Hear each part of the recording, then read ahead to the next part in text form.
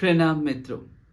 ओशो जगत में आज ओशो ध्यान शिविरों को लेकर बहुत सारी बातें होती रहती हैं। बहुतों का कहना है कि शिविरों में वो बात नहीं बची।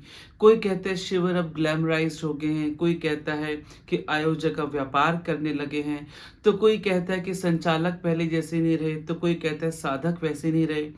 कुल मिलाकर हम देखें आजकल के जो ध्यान शिविर हैं, हालत बिगड़ती जा रही हैं, बिज़नेस बनता जा रहा है, ग्लैमर बनता जा रहा है। ये शिकायत कर देना बहुत आसान है कि ओशो जगत में ऐसा हो रहा है, वैसा हो रहा है, शिविर के नाम पे ये हो रहा है, वो हो रहा है।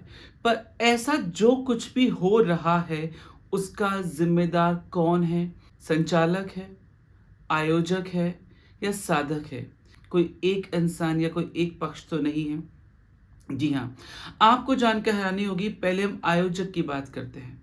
क्योंकि आजकल बहुत सारे लोगों को शिकायत है आयोजकों को लेकर कि आयोजकों लोगों ने अपने शिविरों को ग्लैमराइज़ कर दिया है, व्यापार बना दिया है।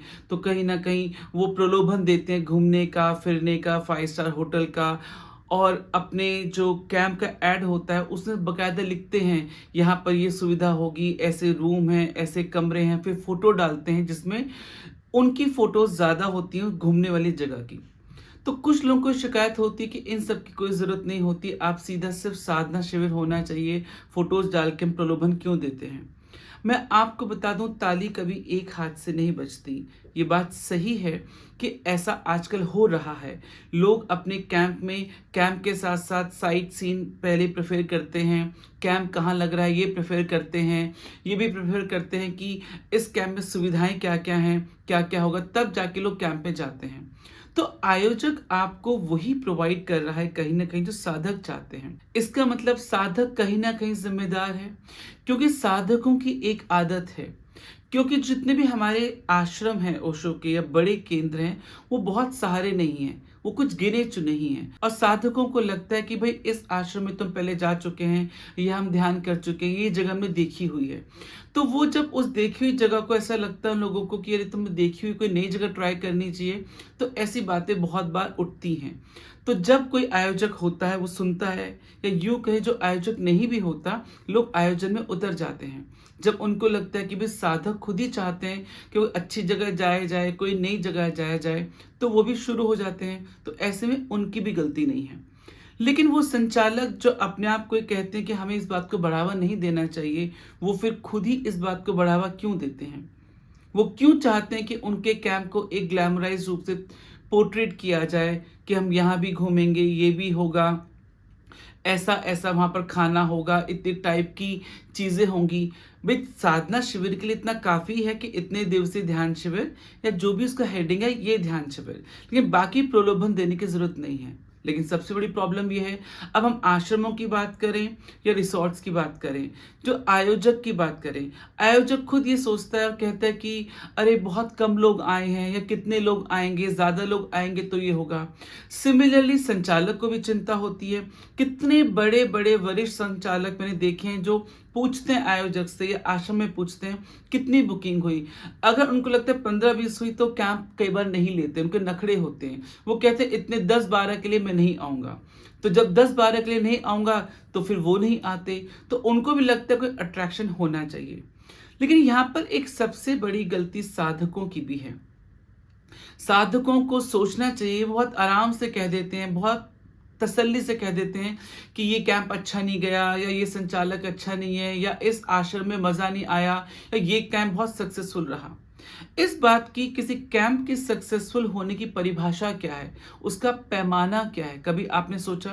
लेकिन एक आम साधक या एक आयोजक सोचता है जितनी ज़्यादा से ज़्यादा भीड़ लगी हो, या बहुत लोग नाचे गाए हों, उत्सव मना हो, वो एक अच्छे शिविर के या कहते हैं सफल शिविर के परिणाम होते हैं, या उसका एक परिभाषा कह सकते हैं। लेकिन ये गलत है।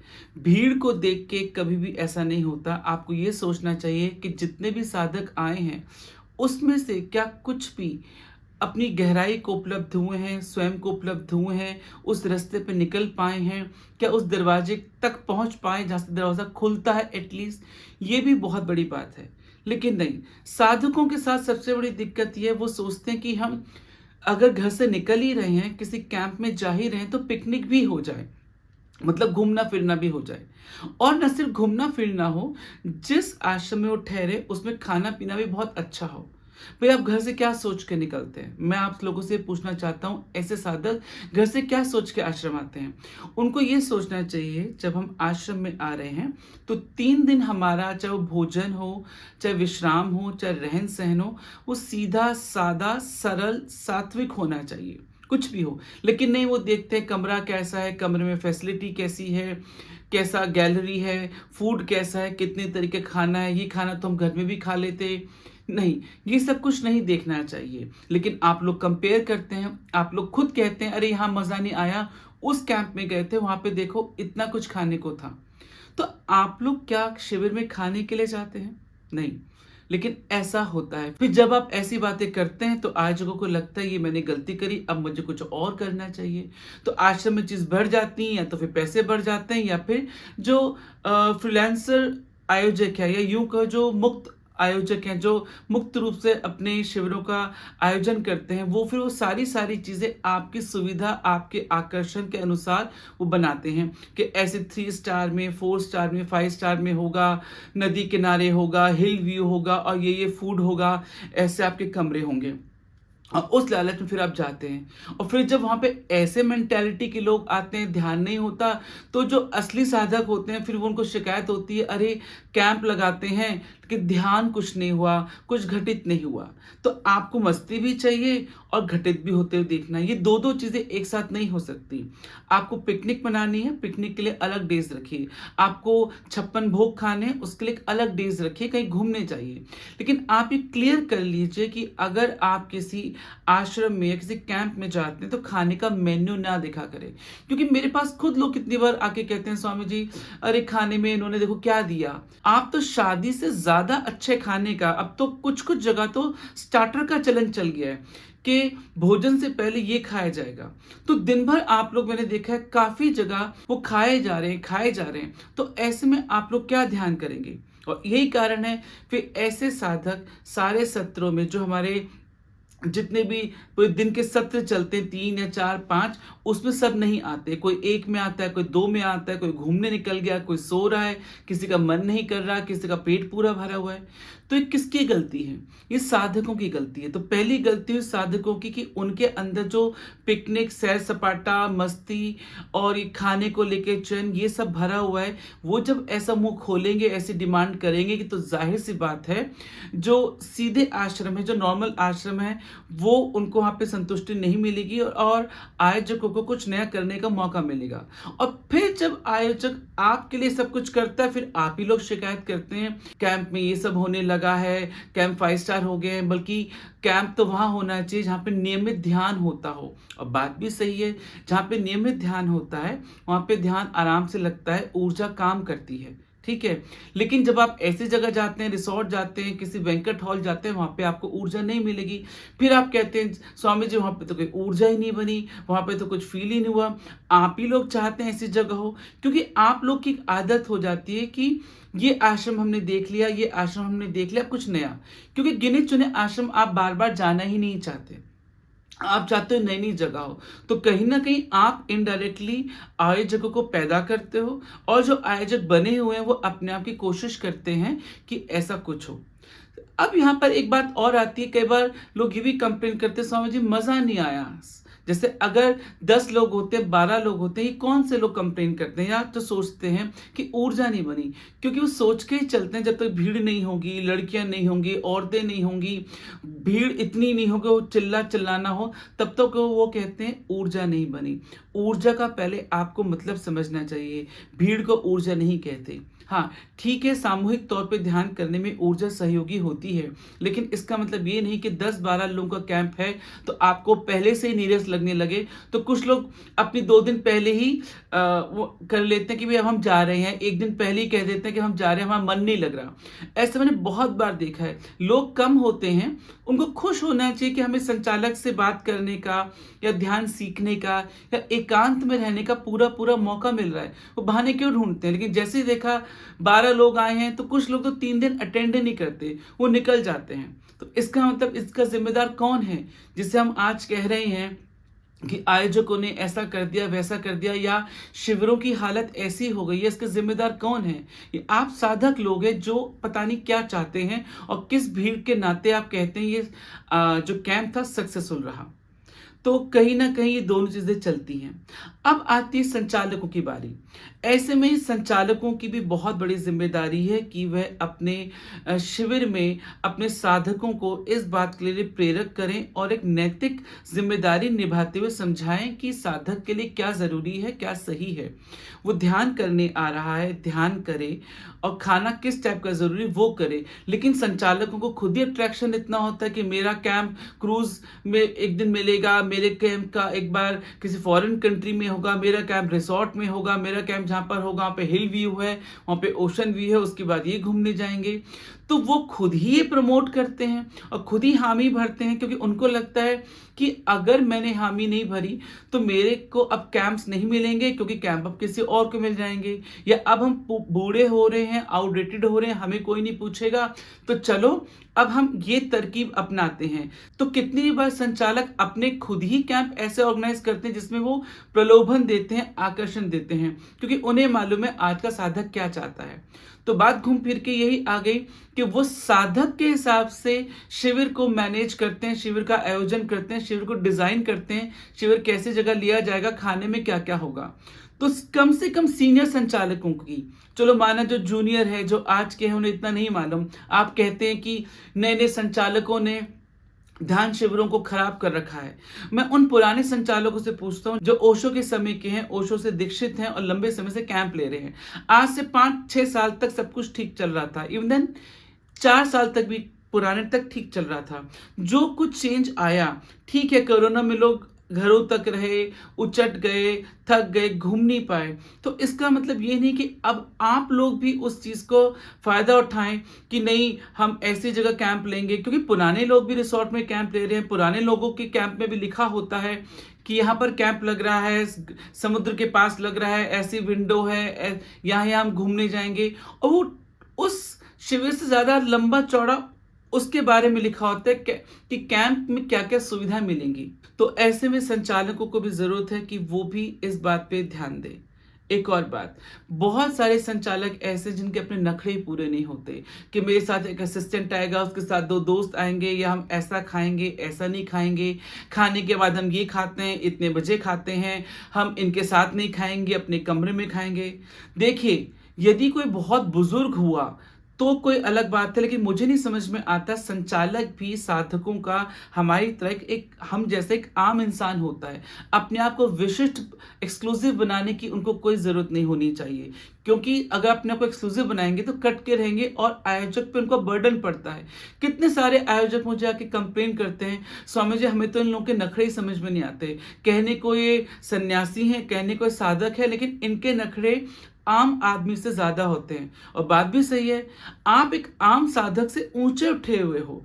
आपके खाने के जीभ के स्वाद नहीं जाते, आपके गुस्सा नहीं जाता, मुझे ऐसा कमरा नहीं मिला, मुझे ऐसी टिकट नहीं मिली, मुझे ऐसी चीज़ें नहीं मिली, मेरी फ़ोटो नहीं खींची, मेरी वीडियो नहीं बनी, मेरे को खाने में ये नहीं मिला, कमरे में मेरे को ये नहीं पहुँचाया गया। कुछ गिने-चुने सन्यासी को छोड़ दूँ, वरिष्ठ सन्यासी संचालकों को, तो पुराने संचालकों को जो अपने आप को इतना बड़ा हेड समझते हैं, उन्होंने भी खूब ड्रामा क्रिएट कर रखा है। तो अब आयोजक पे भी आप बर्डन बनते हैं, तो आयोजक क्या करे? आयोजक फिर आपकी फीस के हिसाब से देखते हुए, आपके नखरों के हिसाब से देखते हुए, आपकी जो टीम आ रही है, उनके खर्चों के हिसाब से देखते हुए, वो फिर शिविर को महँगा करता है। शिविर महँगा करता है, तो साधकों को महँगा लगता है और क्योंकि उसको सारा बजट निकालना है, तो घूम फिर के बात कभी आयोजक पे, कभी संचालक पे, कभी साधकों पर आती है।